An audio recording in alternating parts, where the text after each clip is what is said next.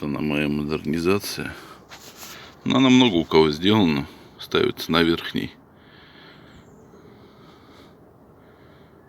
часть суппорта шайбы, сверлится дырка в стойке. Тем самым избавляется от стука суппорта. Но эта тема очень уже изъезженная. Вот. Поэтому много у кого сделано. Пружинка, кстати, использована от восьмерки, коротенькая от задних тормозов.